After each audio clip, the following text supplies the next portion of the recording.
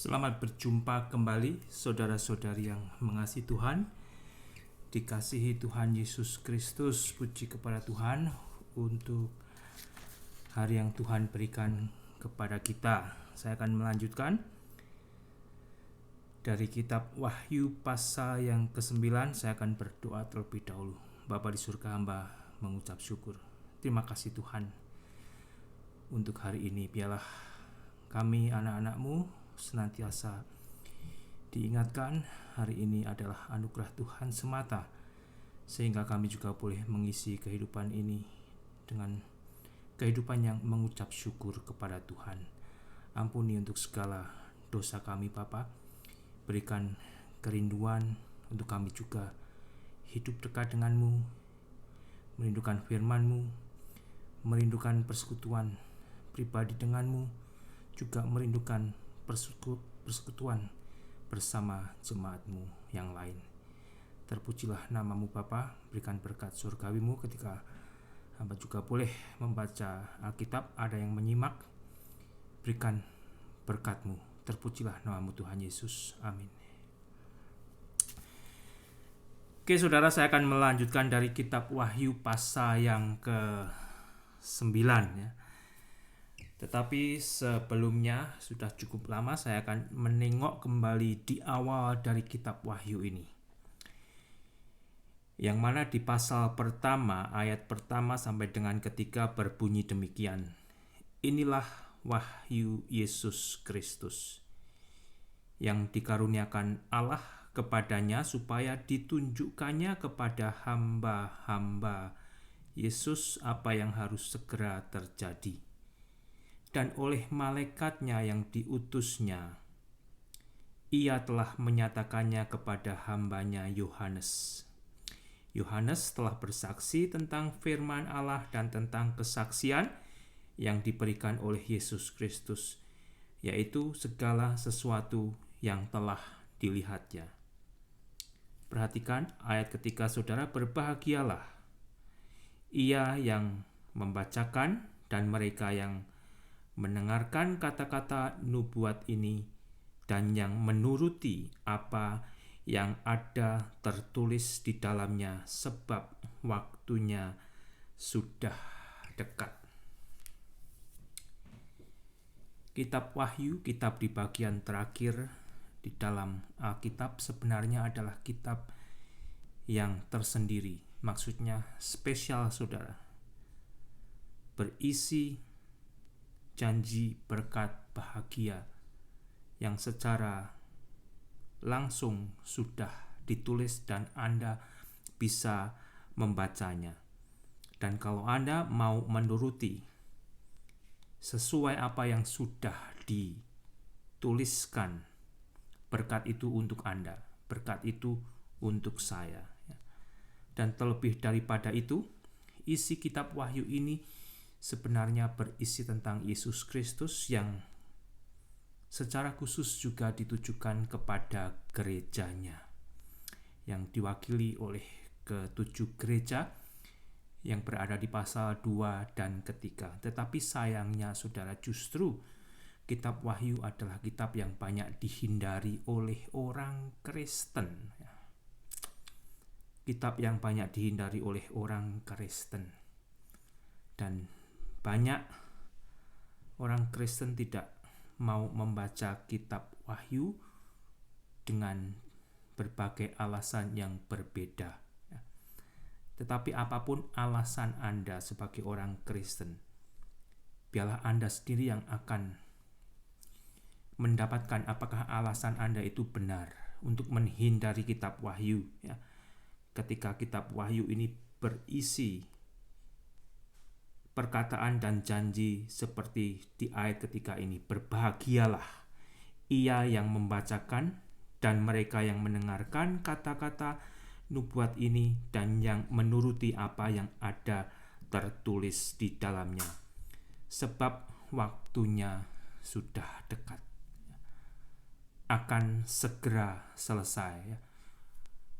Buku atau kitab Wahyu ini yang saat ini sedang terjadi di pasal 2 dan 3 akan segera apa yang telah dituliskan, apa yang sudah dinubuatkan akan segera diselesaikannya, digenapinya.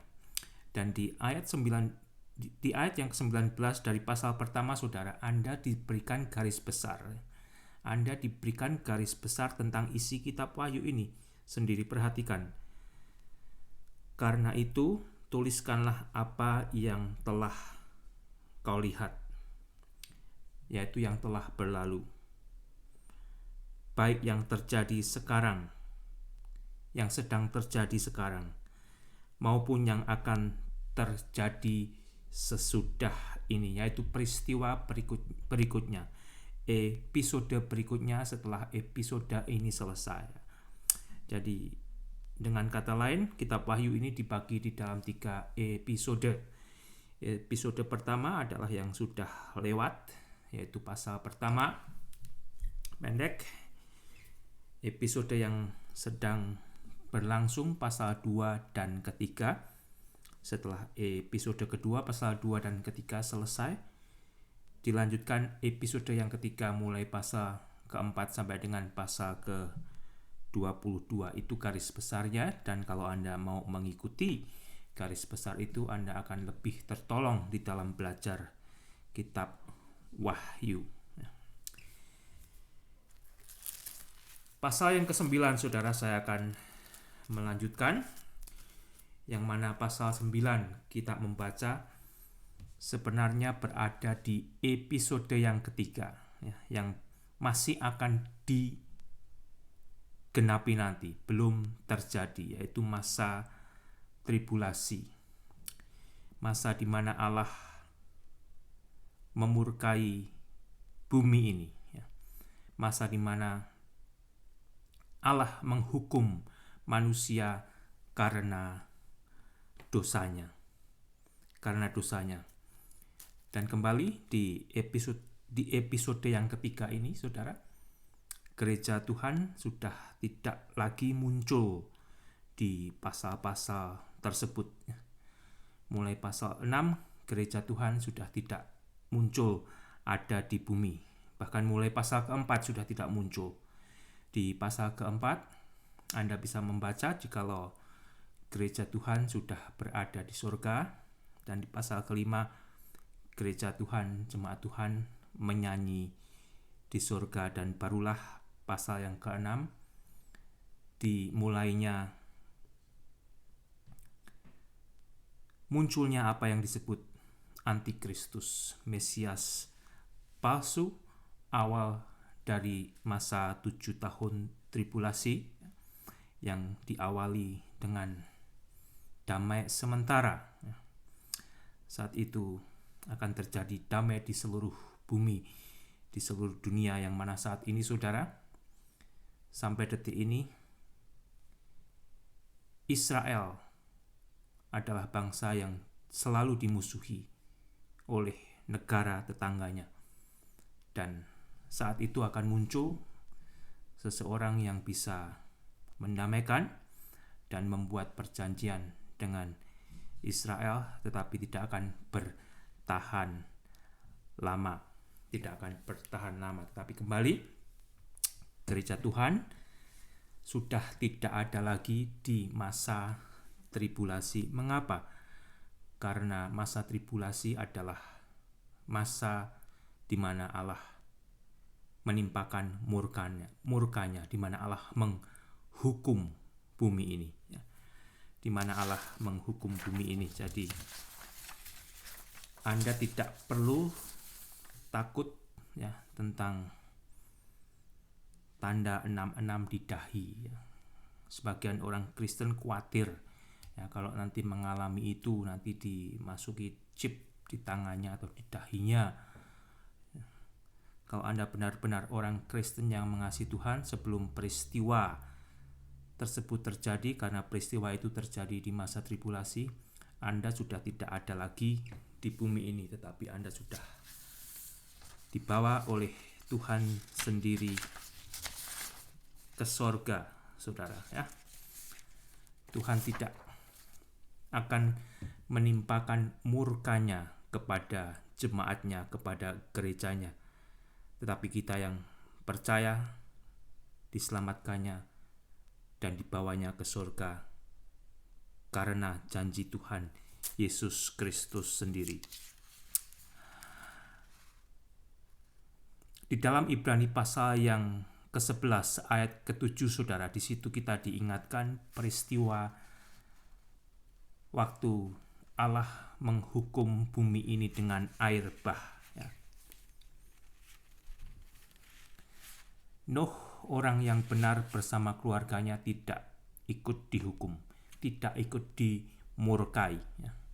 Nuh bersama keluarganya diselamatkan oleh Tuhan, sedangkan manusia yang lain ya, dihukum oleh Allah melalui air bah itu, punah semua. Di dalam Ibrani pasal 11 ayat 7, karena iman maka Nuh dengan petunjuk Allah tentang sesuatu yang belum kelihatan, dengan taat mempersiapkan bahtera untuk menyelamatkan keluarganya. Dan karena iman itu, Nuh menghukum dunia, dan ia ditentukan untuk menerima kebenaran sesuai dengan imannya. Nuh sebagai orang yang hidup takut akan Tuhan, ketika masa murka Allah itu ditimpakan ke bumi ini melalui air bah, Nuh diselamatkan oleh Allah. Demikian juga nanti di masa tribulasi tiba, masa di mana murka Allah kembali akan ditimpakan ke bumi ini kepada manusia yang sudah dipenuhi oleh dosa. Orang-orang yang takut akan Tuhan, orang-orang yang sudah dikuduskan oleh Allah di dalam Yesus Kristus, yang menjadi bagian daripada jemaat Tuhan, gereja Tuhan, tidak akan ikut dihukum, tidak akan ikut dimurkai oleh Allah bersama mereka-mereka yang berdosa. Demikian juga kalau Anda teringat dengan peristiwa Lot, sebelum Allah menghukum Sodom dan Gomora. Lot bersama kedua anaknya, hanya mereka akhirnya yang diselamatkan. Karena yang lain termasuk calon menantunya, mereka mengira itu hanyalah olok-olok belaka. Saya akan baca dari Kejadian 19 mulai ayat 12, saudara.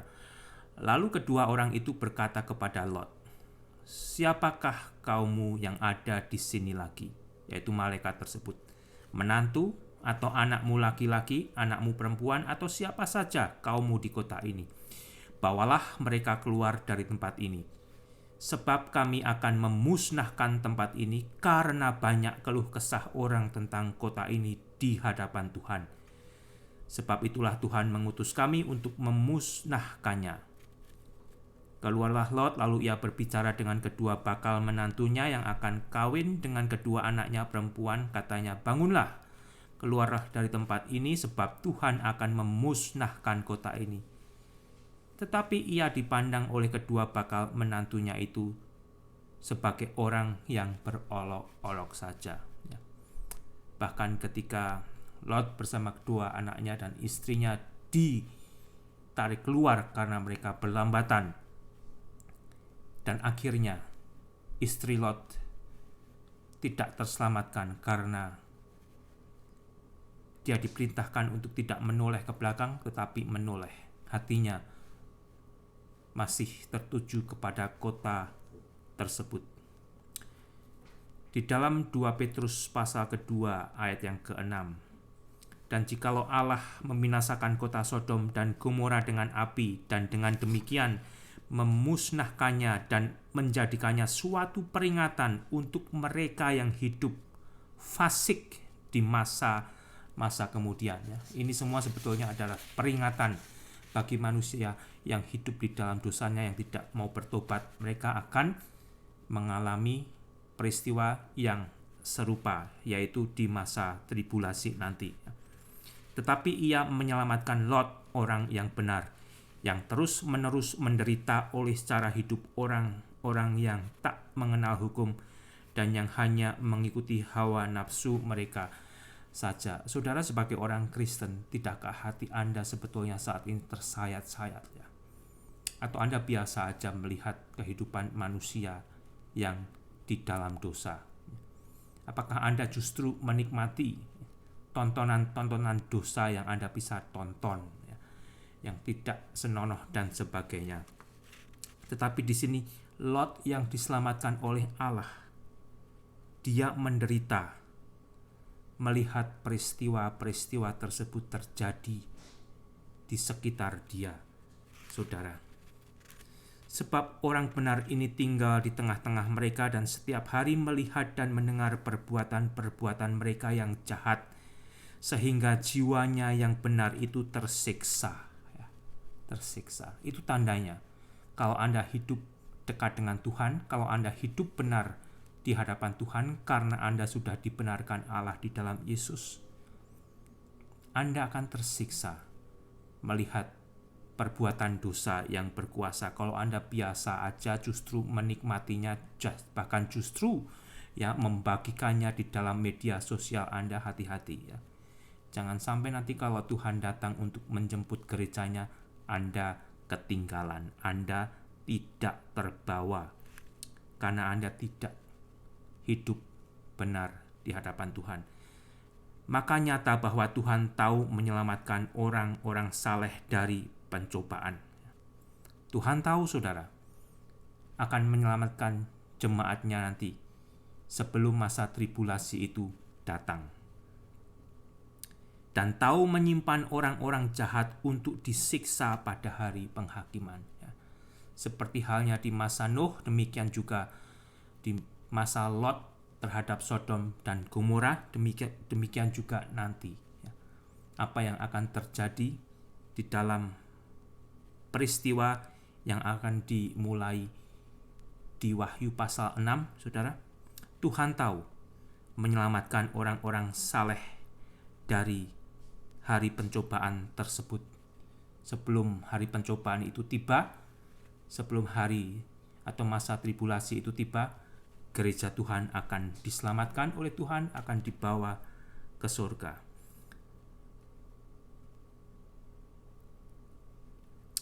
Sehingga kembali, saudara, kalau kita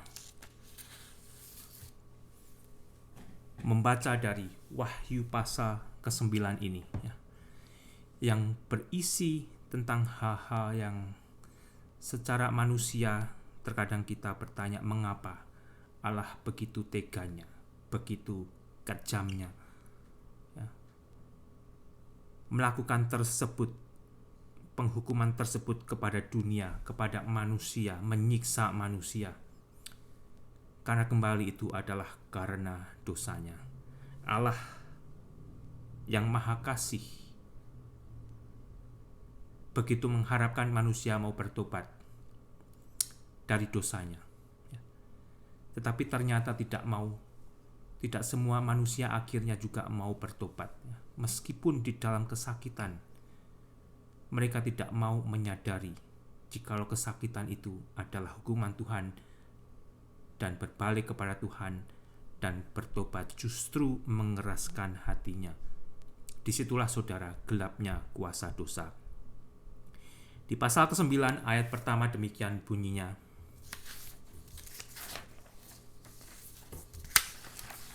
Lalu malaikat yang kelima meniup sangkakalanya. Ya, kita sampai di malaikat kelima meniup sangkakalanya, dan aku melihat sebuah bintang yang jatuh dari langit. Yohanes melihat sebuah bintang yang jatuh dari langit ke atas bumi, dan kepadanya diberikan anak kunci lubang jurang maut. Di dalam bahasa Inggris lebih jelas, saudara, kondisi tentang bintang tersebut ya. Yohanes melihat bintang yang telah jatuh dari langit ke atas bumi, dan kepadanya diberikan anak kunci lubang jurang maut. Jadi bintang itu sendiri sebagai simbolik. Meskipun kitab Wahyu kembali berisi juga tentang simbol-simbol, ya, sebagaimana bintang ini yang saya percaya adalah simbol daripada iblis, ya. Tetapi di dalam Anda membacanya, Anda bisa mengikuti alurnya, ya. Sehingga kalau tidak jelas simbolnya apa, ya biarkan itu. Dan kalau nanti setelah Anda lewati, Anda bisa baru menangkapnya lebih jelas lagi, lebih baik, ya. Lalu malaikat yang kelima meniup sangkakalanya, dan aku melihat, dan Yohanes melihat sebuah bintang yang telah jatuh dari langit ke atas bumi. Dan kepada bintang itu diberikan anak kunci lubang maut. Anak kunci lubang maut. Bintang yang telah jatuh, yang saya percaya adalah pengikutnya Lucifer, ya, pengikutnya setan, yang juga di dalam Yesaya 14 ayat 12 dikatakan demikian. Saya tidak ada bahasa Indonesianya. Dalam bahasa Inggrisnya dikatakan, how you are fallen from heaven, O Lucifer, son of the morning. You are cut down to the ground, who you weaken the nation. Sehingga kembali saudara di pasal ke-9 ayat yang pertama ini, bintang tersebut kemungkinan adalah salah satu pengikut Lucifer, malaikat yang telah jatuh dari surga, malaikat yang memberontak. Tetapi dalam kumpulan ranking yang tinggi, malaikat juga ada rankingnya, ya. Lucifer sebagai pimpinannya, dan bintang yang jatuh ini adalah malaikat yang memiliki ranking tinggi karena dia diberi anak kunci lubang jurang maut, ya. Bukan hanya sekedar pengikut kelas pion, ya. Maka dibukanyalah pintu lubang jurang maut itu. Lalu naiklah asap dari lubang itu bagaikan asap tanur besar, dan matahari dan angkasa menjadi gelap oleh asap lubang itu. Lubang jurang maut dibuka oleh bintang yang diberi anak kunci ini. Dan ketika dibuka, saudara, apa yang terjadi dari lubang itu, dari lubang jurang maut itu, keluar, naik asap, ya, yang bagaikan asap dari perapian besar. Asalnya dari mana? Asap itu dari lubang jurang maut. Letaknya di mana? Letaknya saudara, jadi letaknya kalau kita membaca ini di tengah-tengah bumi, di dasar bumi, di dalam bumi, di tengah-tengah bumi. Dan asap itu, ya, karena kuatnya sampai naik menutupi matahari dan angkasa. Angkasa menjadi gelap oleh asap lubang itu. Kalau Anda membaca dari Lukas pasal yang ke-16 ayat 24. Lukas 16 ayat 24. Di situ ada kisah tentang seorang kaya dan Lazarus yang miskin, di mana si orang kaya itu masuk ke tempat lubang jurang maut tersebut, Abusos. Di situ dia katakan, saudara, di ayat 24 dari Lukas pasal 16, demikian bunyinya. Lalu ia berseru, katanya, Bapa Abraham, kasihanilah aku. Suruhlah Lazarus, si pengemis itu, supaya ia mencelupkan ujung jarinya ke dalam air dan menyejukkan lidahku, sebab aku sangat kesakitan dalam nyala api ini. Dalam nyala api ini. Tempat itu adalah tempat penghukuman sementara. Tempat itu adalah tempat penjara sementara. Tempat di mana untuk menyimpan, saudara, roh-roh atau jiwa-jiwa yang sudah mati yang menolak Mesias. Dan salah satu isinya adalah si orang kaya tadi. Di tempat itu dibagi menjadi dua bagian. Di sebelah tempat yang berapi tersebut, tempat yang panas tersebut, adalah tempat yang menyejukkan. Tempat di mana Abraham dan mereka yang telah mati beriman seperti Abraham, percaya kepada Mesias, ditampung sementara. Tetapi tempat itu saat ini sudah kosong.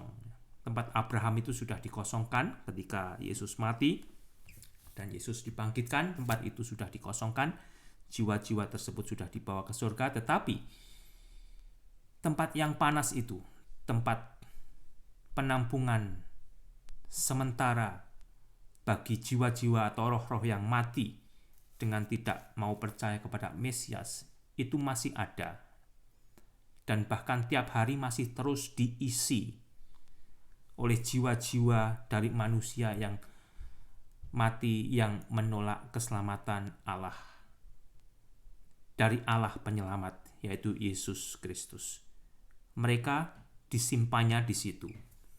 Dan di situ juga adalah tempat penyimpanan iblis-iblis atau setan-setan. Di dalam peristiwa Lukas pasal 8 di ayat ke-31, setan-setan meminta kepada Yesus supaya jangan dibuang ke dalam jurang maut tersebut.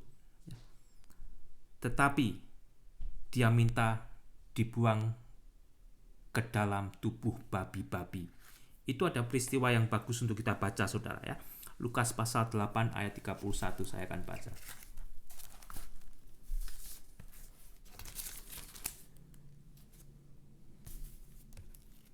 Mulai dengan 26. Lalu mendaratlah Yesus dan murid-muridnya di tanah orang Gerasa yang terletak di sebelah Galilea. Setelah Yesus naik ke darat, datanglah seorang laki-laki dari kota itu menemui dia. Orang itu dari kota itu menemui dia. Orang itu dirasuki oleh setan-setan dan sudah lama ia tidak berpakaian dan tidak tinggal dalam rumah, tetapi dalam pekuburan. Ketika ia melihat Yesus, ia berteriak lalu tersungkur di hadapan Yesus dan berkata dengan suara keras, "Apa urusanmu dengan aku, hai Yesus, Anak Allah yang Maha Tinggi?" Saudara, iblis itu mengenal Yesus, ya. Iblis mengenal Yesus. Ya, celakanya kalau manusia justru tidak mengenal Yesus. Manusia bisa belajar mengenal Yesus dari iblis sebenarnya. Kalau Anda belum mengenal Yesus, belajarlah dari iblis siapa itu Yesus. Ketika ia melihat Yesus, ia berteriak lalu tersungkur di hadapannya dan berkata dengan suara keras, "Apa urusanmu Yesus dengan aku? Hai Yesus, Anak Allah yang Maha Tinggi, aku memohon kepadamu supaya engkau jangan menyiksa aku." Iblis tahu, iblis akan disiksa oleh Yesus. Ia berkata demikian sebab Yesus memerintahkan roh jahat itu keluar dari orang itu karena sering roh itu menyeret-nyeret dia. Maka untuk menjaganya ia dirantai dan dibelenggu. Tetapi ia memutuskan segala pengikat itu dan ia dihalau oleh setan itu ke tempat-tempat yang sunyi. Dan Yesus bertanya kepada orang tersebut, sebetulnya kepada iblis tersebut, "Siapakah namamu?" Jawabnya, "Legion," karena ia kerasukan banyak setan. Lalu setan-setan itu memohon kepada Yesus supaya ia jangan memerintahkan mereka masuk ke dalam jurang maut. Adalah di sana sejumlah besar babi sedang mencari makan di lereng gunung. Lalu setan-setan itu meminta kepada Yesus supaya ia memperkenankan mereka memasuki babi-babi itu. Yesus mengabulkan permintaan mereka. Selain sebetulnya iblis itu mengenal Yesus, saudara, Anda sebagai manusia harusnya lebih mengenal Yesus dan takut kepada Yesus.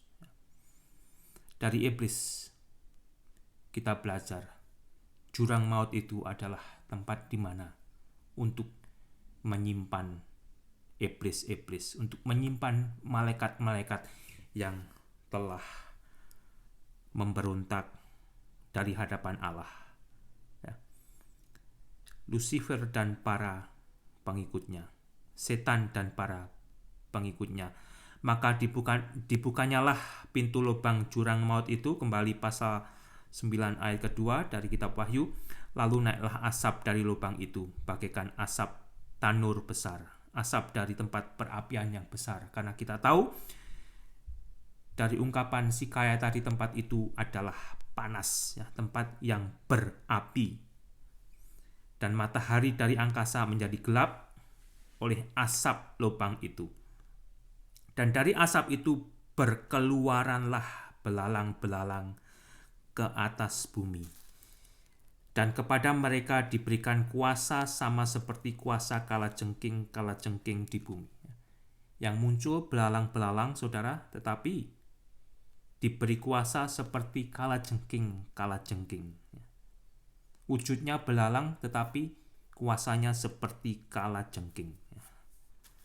Dan kepada mereka dipesankan supaya mereka jangan merusakkan rumput di bumi atau tumbuh-tumbuhan.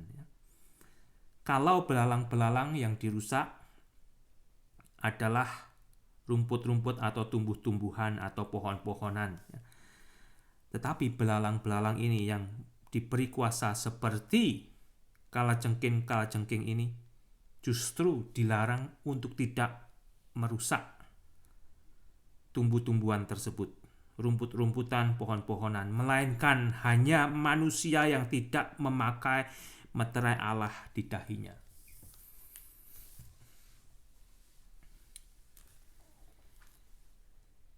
Jadi mereka diberi tugas. Yang membuka adalah iblis, yang keluar belalang-belalang dengan kuasa seperti kalajengking. Mereka ditugaskan untuk apa, saudara? Untuk menyakiti manusia yang tidak memakai meterai Allah.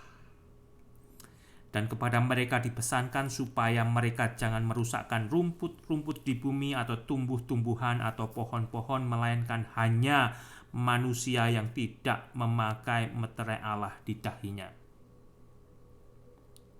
Ada dua macam. Mereka yang memakai meterai Allah di dahinya, yaitu 144.000 orang Yahudi,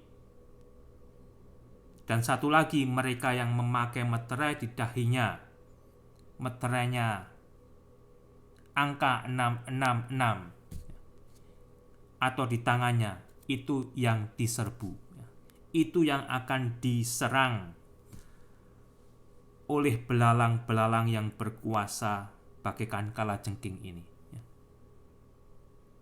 Tetapi kembali tidak untuk menyerang yang 144.000 dari hamba-hamba Allah yang berasal dari suku Israel.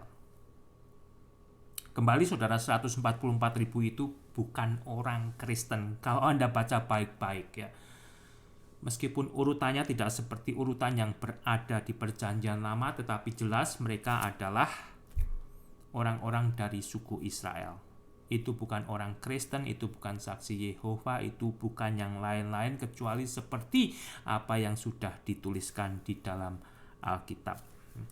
Kalau kembali yang ada di Alkitab itu, kalau Anda baca make sense, jangan cari sense yang lain. Nanti jadinya jadi nonsense, Anda jadi bingung. Dan mereka diperkenankan bukan untuk membunuh manusia.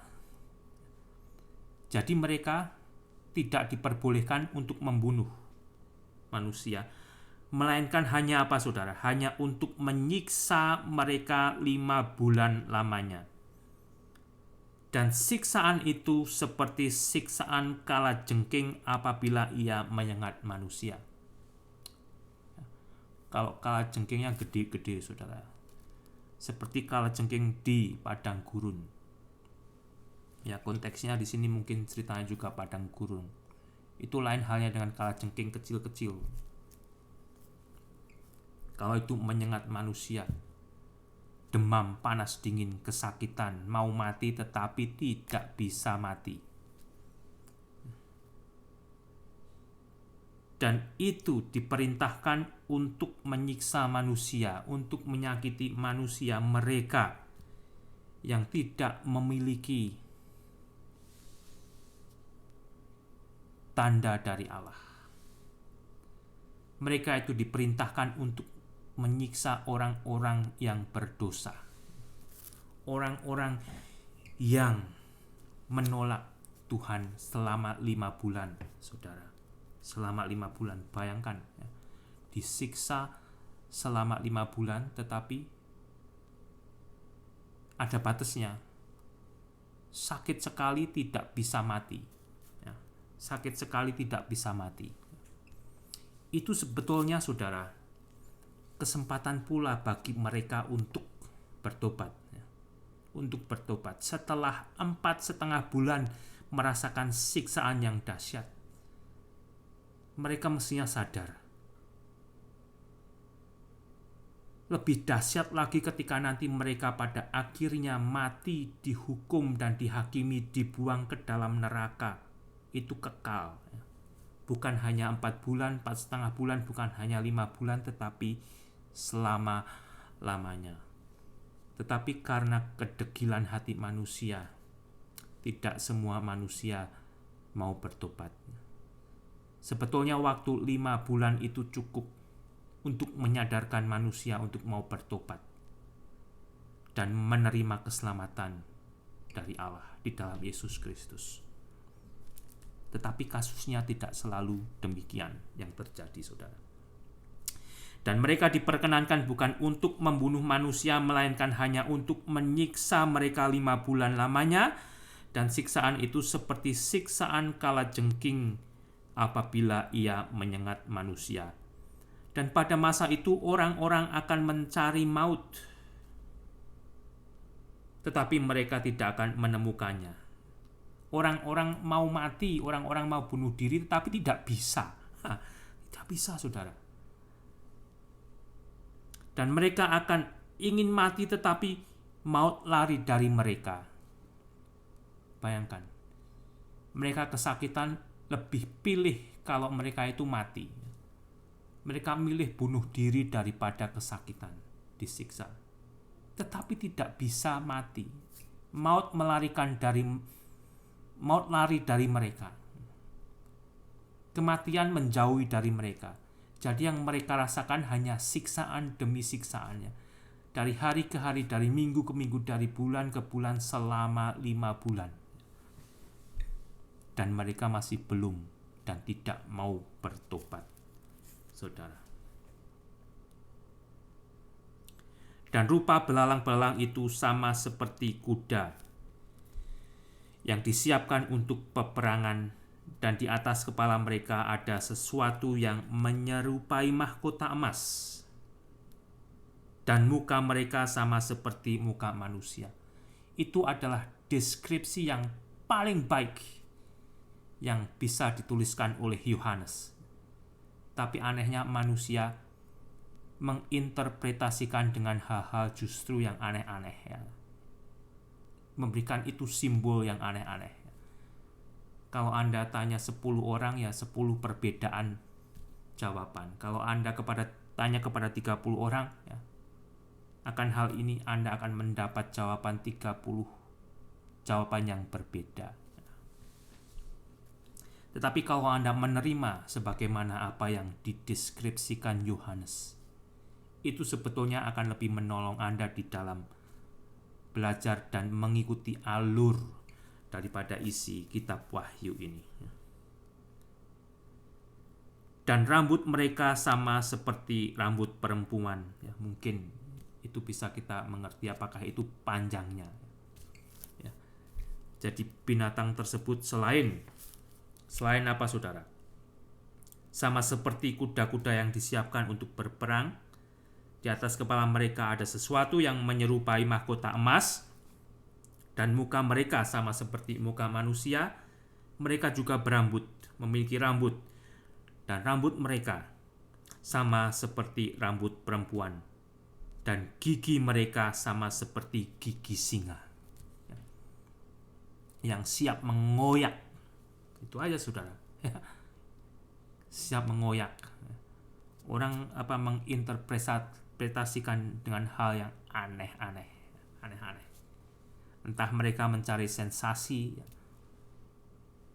supaya dipuja dan dicari orang, atau bagaimana, saya kurang tahu, saudara. Dan di dada mereka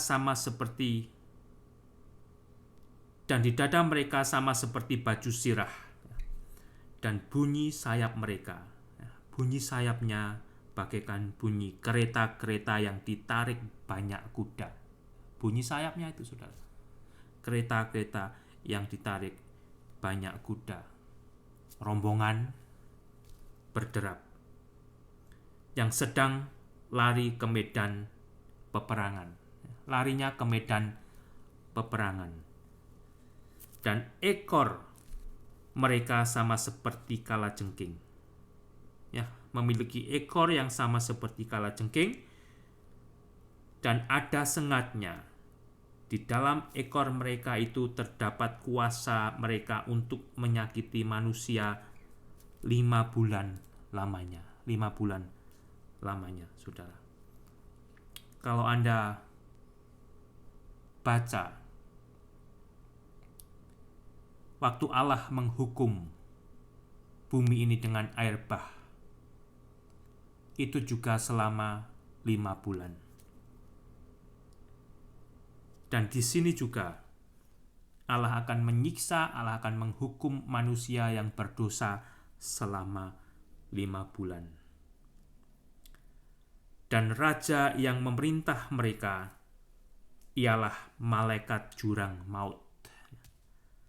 Ternyata ada rajanya, saudara. Ada rajanya. Malaikat jurang maut. Apakah itu istilahnya asistennya Lucifer? Tidak dijelaskan. Namanya dalam bahasa Ibrani ialah Abaddon, dan dalam bahasa Yunani ialah Apollon. Abaddon artinya hancur. Apollon penghancur. Celaka yang pertama sudah lewat. Sekarang akan menyusul 2 celaka lagi, saudara. Masih ada 2 celaka yang akan segera menyusul setelah celaka pertama tersebut. Dari peristiwa atau gambaran, atau kalau Anda bisa membayangkan, itu adalah film atau cuplikan film, saudara, yang menakutkan, yang mengerikan. Kembali, mungkin Anda bertanya, mengapa Allah melakukan ini semua kepada manusia? Mengapa Tuhan melakukan ini semua kepada manusia? Kembali, karena dosa manusia. Dosa manusia. Allah sebetulnya di dalam 5 bulan masa penyiksaan itu mau menyadarkan manusia agar manusia sadar dan bertobat dan tidak usah bersikeras untuk mati di dalam dosanya. Dan akhirnya bukan hanya 5 bulan disiksa, saudara. Akan tersiksa selamanya di dalam neraka lautan api. Tetapi, apakah Anda sendiri saat ini hidup takut kepada Tuhan? Apakah saya hidup takut kepada Tuhan? Itu sebetulnya anehnya manusia, saudara. Anehnya manusia. Ketika manusia disadarkan, ketika manusia diberi kebebasan, bahkan justru ketika manusia diberkati Tuhan, ada yang hidupnya justru menjauh dari Tuhan. Tetapi baik itu Nuh maupun Lot, mereka adalah manusia-manusia yang hidup senantiasa dekat dengan Tuhan, tersiksa melihat dosa berkuasa. Kalau itu adalah salah satu ciri-ciri saya dan Anda sebagai orang Kristen, saudara. Hati kita menjerit melihat apa yang kita saksikan. Itu adalah salah satunya tanda jika kita dekat dengan Tuhan. Tetapi kalau Anda justru menikmati produksi-produksi dosa, itu juga adalah tanda kalau di mana Tuhan nanti datang bagi gerejanya, jangan-jangan orang tersebut tertinggal. Tuhan Yesus memberkati.